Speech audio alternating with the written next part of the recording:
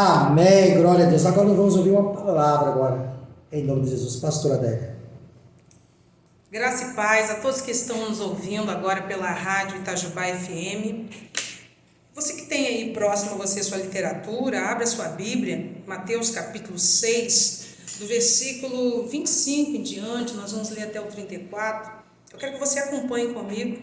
Isso é uma palavra para o coração das mulheres, mas também de todo ser humano que está diante de Deus e quer receber essa palavra viva no coração. O texto diz assim: por isso vos digo, não andeis ansiosos pela vossa vida, quanto ao que haveis de comer ou beber, nem pelo vosso corpo, quanto ao que haveis de vestir. Não é a vida mais do que o alimento, e o corpo mais do que as vestes?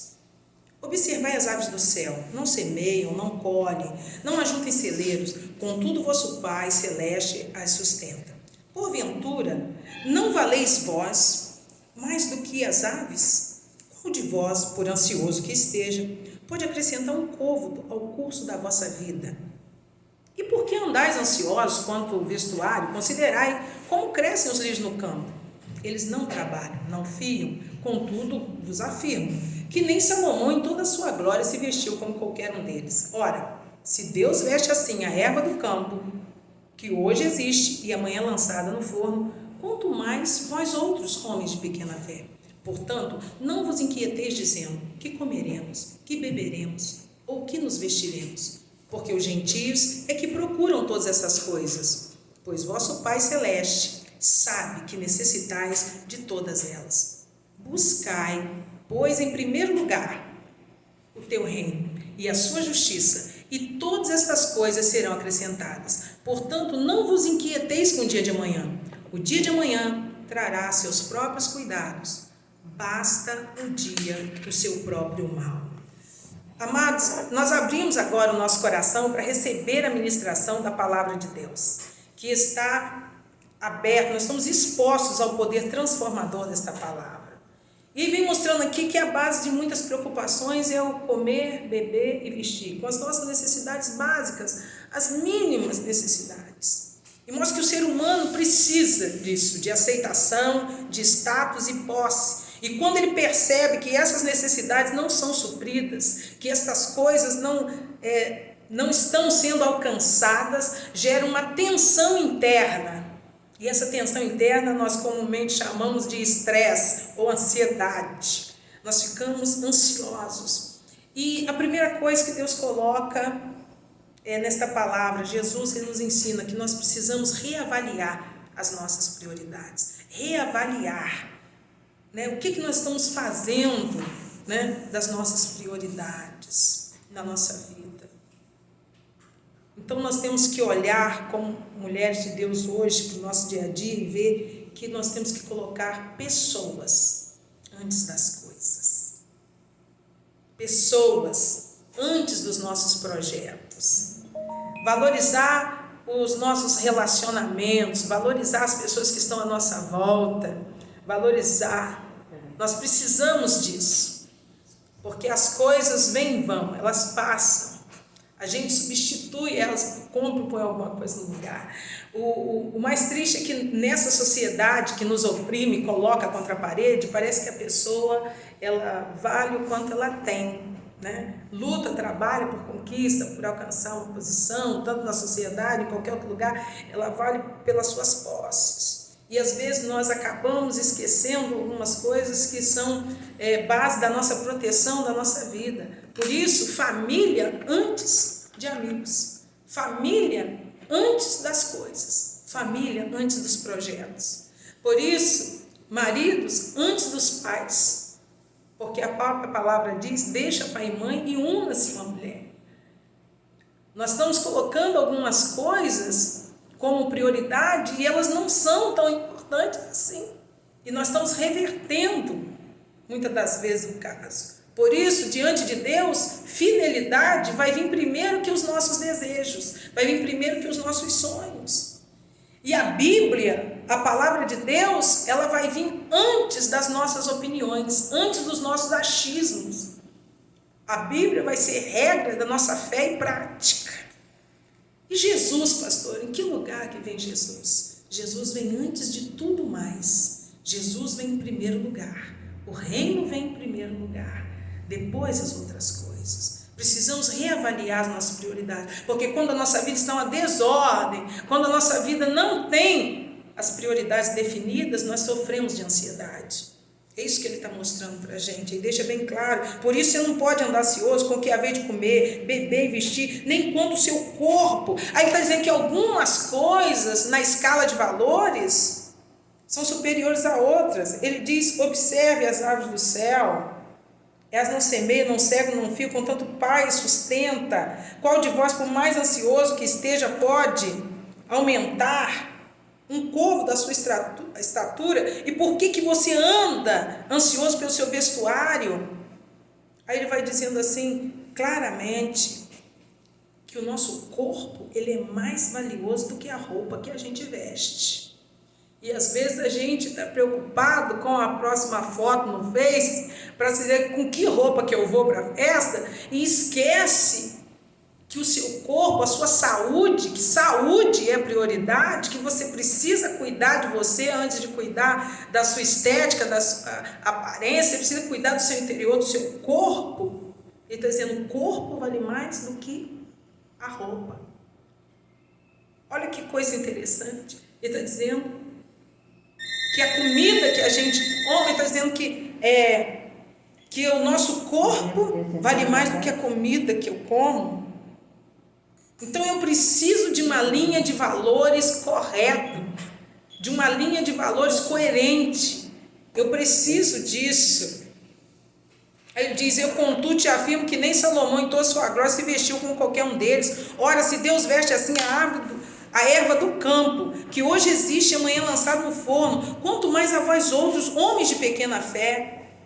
Portanto, não fique inquieto. Ele diz que a maioria das nossas inquietações são baseadas nas nossas necessidades vitais, nas nossas necessidades básicas. O que eu vou comer? O que eu vou beber? Ele fica dizendo aqui, olha, o que beberemos? Ou com o que nos vestiremos? Como que eu vou manter a casa, manter os meus filhos? Como que eu vou manter a família? Como que eu vou pagar as contas de mês? Meu Deus! As nossas orações, elas ficam presas à nossa necessidade, às coisas básicas do dia a dia. A gente não consegue falar com o Senhor, às vezes, de projetos e revelações, de coisas profundas do reino, porque nós estamos presos às nossas necessidades básicas e nós ficamos inquietos falando. Ele diz, de que maneira que uma pessoa fica inquieta? Ele diz assim, fica inquieta falando o tempo todo. Como que eu vou fazer isso? Como que eu vou fazer aquilo? Como que eu vou ter condição disso? Porque costumo dizer que a mulher, ela é multifaces, né? São várias mulheres numa só. Ela consegue fazer muitas coisas ao mesmo tempo. E essas muitas coisas, esses muitos afazeres, muitas vezes ficam nos apertando, nos oprimindo. Porque a gente fala assim, como que eu vou dar conta disso tudo? Como que eu vou fazer isso? Meu Deus, é desde a casa, da roupa para lavar, do filho para levar na escola, é desde chegar na hora no emprego, é sair de lá e ter que passar na rua e pagar as contas e voltar para casa e ainda deixar a janta pronta. Como que eu vou ter que fazer isso tudo? Porque há um texto de Gálatas 2:20 que eu amo. Ele diz, não mais vivo eu, Cristo vive em mim. Tem hora que a gente não dá conta. E só Jesus para segurar a nossa mão e nos ajudar. Tem hora que a gente não dá conta. Então a gente precisa colocar isso diante do Senhor. Então a primeira coisa que ele fala aqui é prioridade. Reavalie suas prioridades. O que está entrando e tomando lugar e espaço. O segundo ponto que eu quero deixar para você hoje, e a gente vai até uns 6 tópicos para a gente alcançar isso, é deixar os outros assumirem suas próprias responsabilidades. Como a gente corre, dá conta de tudo, muitas das vezes a gente quer facilitar a vida de todo mundo, né? Facilita a vida do filho, facilita a vida do marido, facilita a vida, né, do chefe, do companheiro, da amiga, facilita a vida de todo mundo, né? E a gente acaba assumindo as dificuldades e os erros das pessoas. Deixem eles serem responsáveis pelos seus erros. Deixem eles serem responsáveis até mesmo pelas suas próprias conquistas. Reavalie isso também. Jesus não critica serviço nem trabalho de ninguém, mas Jesus deixa que os outros decidam sozinhos aquilo que eles querem fazer. E é hora também das mulheres abrirem o coração e deixar também outras pessoas assumirem as suas responsabilidades, suas cargas. É você não ficar assumindo o brigo que você não começou. Você está entendendo? É a situação que você não tem compromisso com aquilo, não é a sua área. Então você abre seu coração diante de Deus, viu? E assume as suas responsabilidades, somente aquelas que você pessoalmente precisa decidir, precisa resolver, precisa trabalhar, aquilo que pessoalmente você tem que estar. Então, se você pensa no seu coração, olha, pessoalmente eu não tenho que estar nesse lugar, pessoalmente eu não tenho que decidir sobre isso, pessoalmente essa bronca não é minha, essa afronta não é minha, essa briga não é minha, esse fardo não é meu, então deixe as pessoas assumirem as suas responsabilidades. Terceiro ponto, eu quero que você tenha um coração aberto e generoso para você mesmo dentro da sua casa. Entender que as coisas elas não são especiais porque elas têm um grande valor ou porque elas são riquíssimas ou caríssimas. Entender que as coisas são especiais porque elas são suas coisas. Sabe, qualquer pessoa cuida de um objeto assim, um novo, né? Qualquer um tem o maior carinho, não pode quebrar, não pode sujar, não pode arranhar, pode fazer nada, isso daí é novo. Costumo dizer que quando a gente é pobre, a gente deixa tudo na capa, que é para não sujar nem arranhar, pegar poeira. A gente faz isso, né? Oh, meu Deus do céu. Então a gente tem todo cuidado com aquilo que é novo, né? Mas por que às vezes a gente fica todo dia limpando, lustrando, às vezes aquele móvel, né, de madeira, aquele móvel velhinho, eu tenho um móvel de madeira lá em casa, eu vivo lustrando ele, lustrando a vida inteira, ele tá velhinho, os carujos já comeram ele por baixo, mas eu vi botando um tapetinho nele lá, e vou cuidando dele, é porque ele é meu, e isso faz ele muito especial, para mim. Então, uma das coisas que a mulher precisa manter o coração aberto, para você manter também a sua vida num outro clima, num outro ambiente, num outro patamar, é manter o seu coração aberto e generoso, seja dentro de uma casa ampla, espaçosa, ou no quarto, numa kitnet, ou se você mora numa mansão, mas cuidar das suas coisas com carinho e amor. Você entende o que a pastora está falando? Cuidar das suas coisas, porque o amor começa em casa, e não consiste naquilo que nós fazemos, consiste sim, em quanto amor nós empregamos nas coisas que nós fazemos.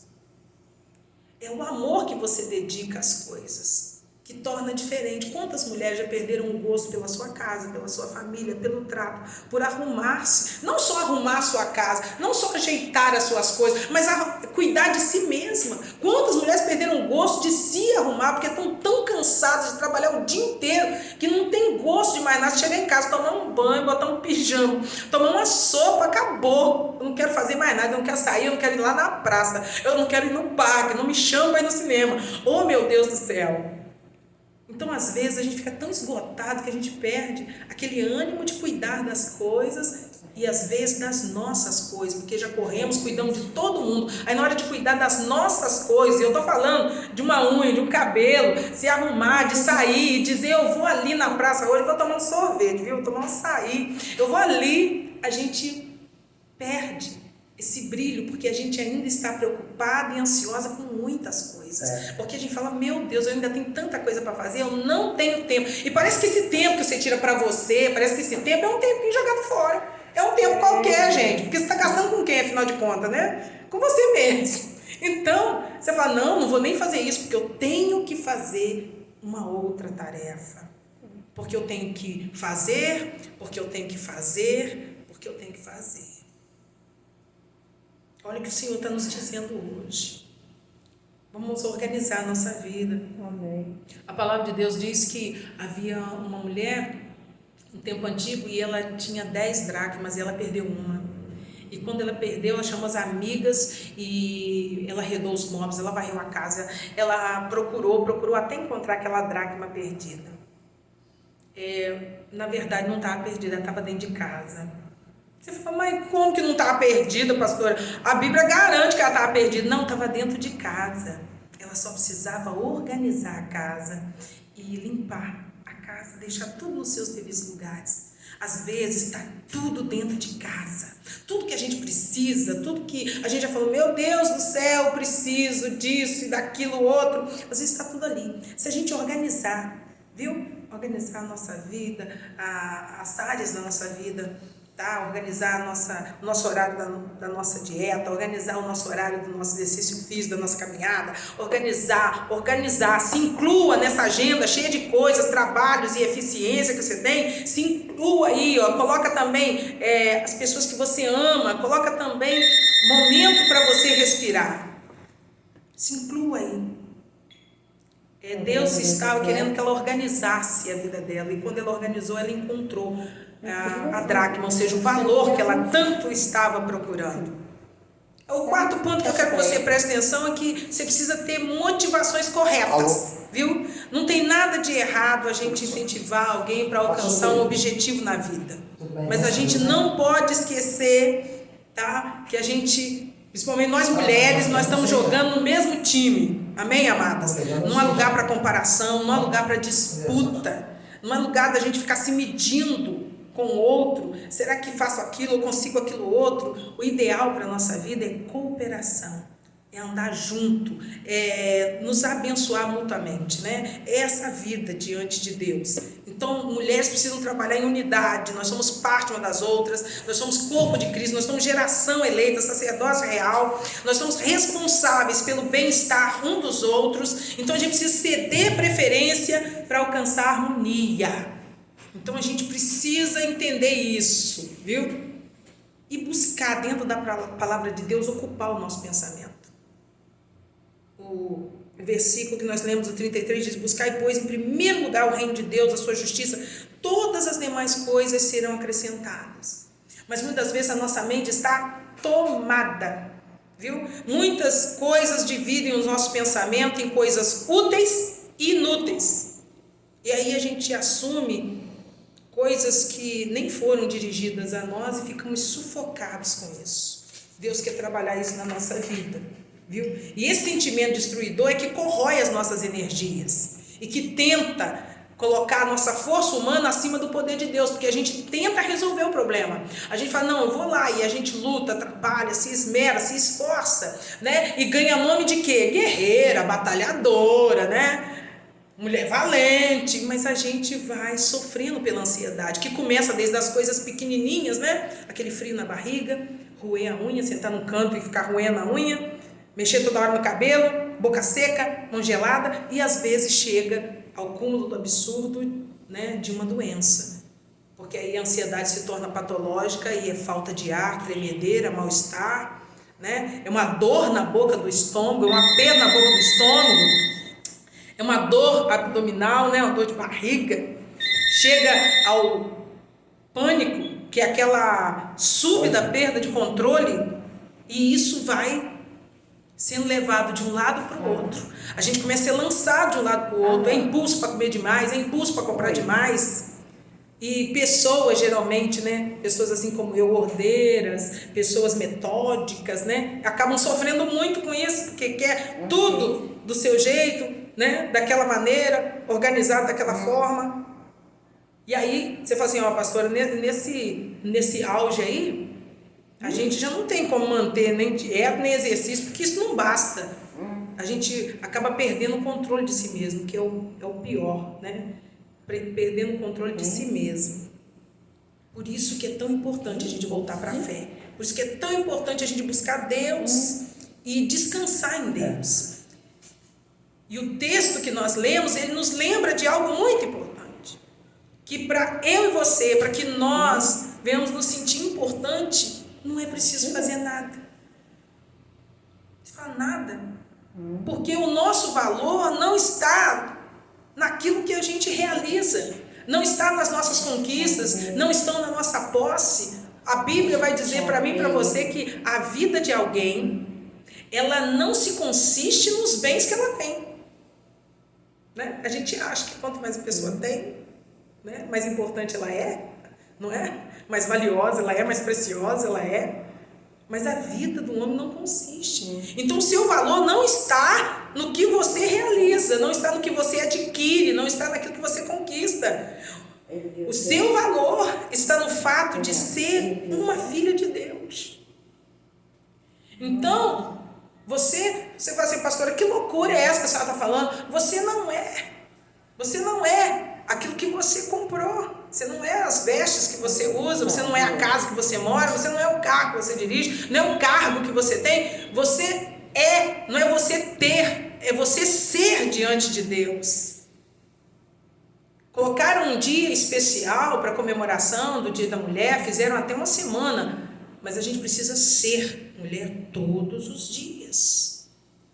E talvez você não tenha o que a outra tem, o que a outra conquistou, o lugar que ela chegou, mas você é quem você é. E por ser quem você é, se torna muito especial, porque ninguém consegue ser como você é. Deus te fez assim, única.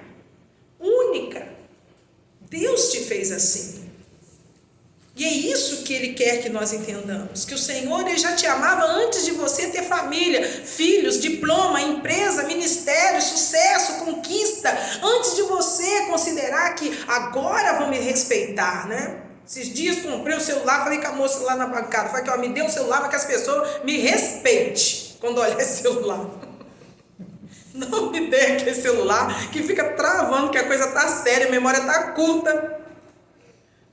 Só que Deus fala assim, não é isso, meu bem, não é isso. Quando eu tiver aquela promoção, quando eu chegar naquele carro, vocês vão ver. Quando eu puder me vestir assim, falar daquele jeito, ficar no meio daquelas pessoas diferentes, não é mesmo? Vocês vão ver. Deus já te amava antes de você ser nova criatura. Nós estávamos mergulhados no pecado. Deus já te amava. Antes de você ser advogado, dentista, né, professor, pastor, Deus já te amava. Que coisa linda! Deus é rico em amor e misericórdia. Deus te ama, independente do seu mérito, independente da sua conquista. E às vezes a gente tem outras neuroses, porque a gente acha que a gente é o nosso corpo. A gente acha que Deus define a gente entre magro e gordo. Presta atenção, nós somos um espírito que temos uma alma e habitamos num corpo. Vou repetir, nós somos um espírito que temos uma alma e habitamos num corpo. Tem gente que não acredita, né, nessa corpo, alma e espírito, mas nós acreditamos. Então nós somos um espírito, nós somos uma essência de Deus. Oh glória! Deus fez o homem e soprou o seu espírito dentro dele, a essência de Deus, o DNA de Deus. E temos uma alma. Então não fique medindo, se comparando pelo, mas eu considero porque o meu corpo é assim, meu corpo é assado. Se ame, Deus te ama. Então se ame, se valorize da forma que você é. Se ame, se valorize. Nós não somos somente um corpo, nós temos que cuidar da nossa alma e do nosso espírito, porque tudo o que você tem que entender hoje, você não precisa conquistar o favor de Deus, né? A gente tem que lutar muito, batalhar muito, guerrear muito por direitos e deveres, uma série de situações, mas Deus está falando comigo, com você, você não precisa ficar querendo conquistar o favor de Deus, Ele já é seu pela graça, ou melhor, por graça e não por merecimento. Deus quer que você faça escolhas acertadas, confie nele. Você é convidada hoje a se assentar aos pés de Cristo e compreender as verdades espirituais e ter coerência na sua vida, ter lucidez espiritual. E o sexto passo, pastor, para a gente estar encerrando, haja conforme a sua fé. Há uma frase de Elisete Elliot que eu gosto muito. Eu gosto muito de frase, essa daí não é minha, mas é da Elisete. Ela diz, o fato de ser mulher não me faz um tipo de cristã. O fato de ser cristã me faz um tipo diferente de mulher. Nós somos um tipo diferente. Então seja uma mulher à frente do seu tempo. E agora eu estou falando da pegada da época, né? Do empoderamento das mulheres. Você fala assim, como que eu vou manter a tranquilidade equilibrada nessa pressão toda? Tá? Porque as mulheres estão integradas em várias áreas da sociedade, a ciência, a economia, a política, né? E até no ministério feminino. Tem muita gente que cria controvérsia com isso, mas a gente não parou para ler Bíblia, eu não posso nem explicar agora porque não dá tempo. Mas até o ministério feminino. O que eu quero dizer para você, meu amor, é que não é a sociedade, nem um homem, tá, que te traz o empoderamento. Não é porque alguém te deu uma oportunidade ou te deixou fazer, ou você está fazendo porque não tem alguém mais capacitado, ou não tem um homem para fazer, por isso que colocaram uma mulher. Não, tá? Nenhum homem traz empoderamento para a mulher. Mas quem é que traz esse empoderamento? A palavra de Deus diz que o Senhor nos deu o poder. Foi Deus que nos deu o poder. Nosso empoderamento vem de Jesus, vem do Espírito Santo. E é um poder que não nos torna alienada, nem submissa, muito menos radicais, mas é um poder onde nós entendemos que a igualdade entre homens e mulheres não é anatômica, não é fisiológica, nem mesmo emocional. E eu ficaria aqui quase que uns 2 ou 3 dias só falando a diferença do homem para a mulher. Como que é o homem, como que é a mulher. A gente sabe que não é uma igualdade emocional, mas é sim igualdade de direitos, é sim igualdade de responsabilidades, é sim igualdade de possibilidades. Nós somos iguais em valor e posição diante de Deus. É sim. A mulher, segundo Gênesis 18, é ajudadora. Mas como é ajudadora? A palavra auxiliadora quer dizer ajudadora com o homem, ao lado de, igual e adequada. Repito, igual e adequada. Então essa história de opressão feminina não tem base bíblica. A Bíblia é usada muitas vezes para dominação. A Bíblia é usada muitas vezes sendo distorcida, e eu vou dizer dos dois lados, por aqueles que têm a veia bíblica e por aqueles que são da sociedade, porque querem roubar os créditos que o Senhor Jesus já deu a cada um de nós. Porque de um lado tem o sistema oprimindo a mulher, esmagando a mulher, tirando e roubando dela a sua expressividade, e do outro lado tem um extremo de protestos com coisas inúteis. Hoje chega a ser vexatório, ridículo ver as mulheres, muitas